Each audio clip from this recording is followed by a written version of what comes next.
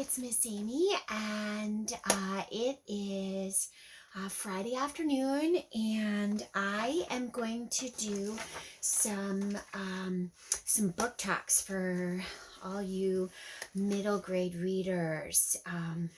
These again, I am by my bookshelf today that I just built. So excited! Love having a built-in bookshelf. But I am going to share some super fun books that I have read and that I have on my shelf currently. So, this is The Mostly True Adventures of Homer P. Fig by Rodman Philbrick. And this story is about Homer, who is funny and a natural born liar. His adventures carry him south into the war, the Civil War, chasing after his older brother Harold, who was sold illegally into service. He's now in the service of the Union Army. And he's underage. There's a light twist on a really dark period of history, of course, the Civil War.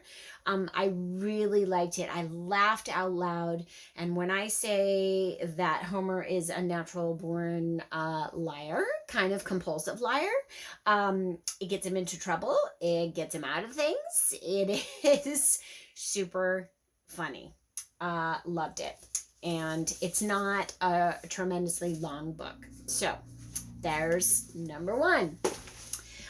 Number two is this one, which is Small as an Elephant by Jennifer Richard Jacobson. And she is a main author. And this is about a boy named Jack this is a serious book. If you live on the coast of Maine, from Bar Harbor to Camden and farther, you will recognize places that are described in this story. It's about mental illness. In a parent. Jack wakes up in a campground and his mom is gone. And he thinks it's all about a fight that they had about seeing an elephant. And he has a little elephant in his pocket. And he is searching for his mom. He's trying to get home and stay hidden so that no one will take him away. It is captivating. It is a real life drama. It's sad. It's hopeful. It's just a really beautiful story. And Jennifer Richard Jacobson often will write about things that you wouldn't expect, but that are happening out there, real life things that are happening. So love her stuff, and you should read it. Next one is The Dragon's Egg. So this is the oldest of all of them. This one was published, I think, in 2007. This got the Lupin Award when I was serving on the Lupin Award Committee way back. And it is by Sarah L.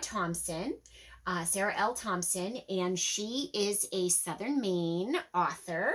And this story is about a girl who is a dragon keeper. So her family raise like farm dragons. So they're like small farm animals. But she's always dreamed about the dragons of legends, giant, massive, wild dragons. which nobody has seen, and people kind of stop believing. I mean, granted, she's a dragon keeper, but they're just little farm dragons. They're not harmful or anything. And then someone comes along and is on a search because they have clues that there are real dragons. And then she finds a dragon egg, a real wild dragon egg, in the woods on a hike that she is on, and she has an adventure like none other.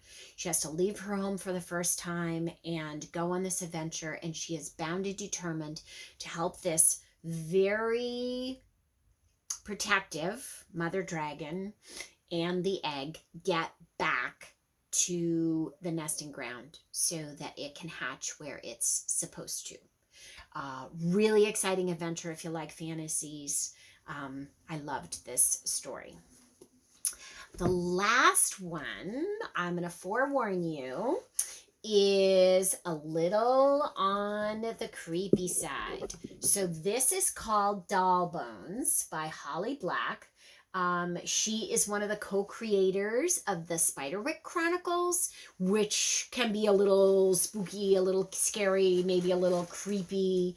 But this story is about 3 kids, and they play a make-believe role-play game, and there's a ghost, and there is this creepy doll that's in this cabinet, this curio cabinet, and it's a great friendship story. There are secrets behind the doll and what the doll is actually made of.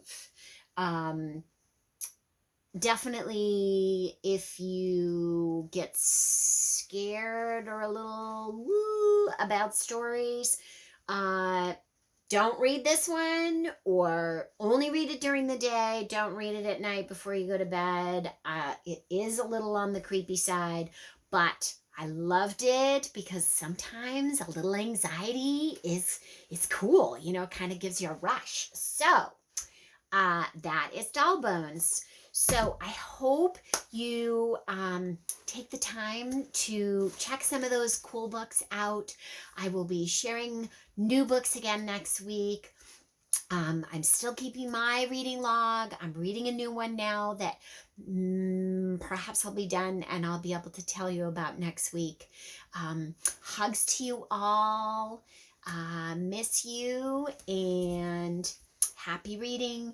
And thanks to First National Bank for their support all week of this Children's Book Week in all of the things that we have been doing. Bye. Miss Amy.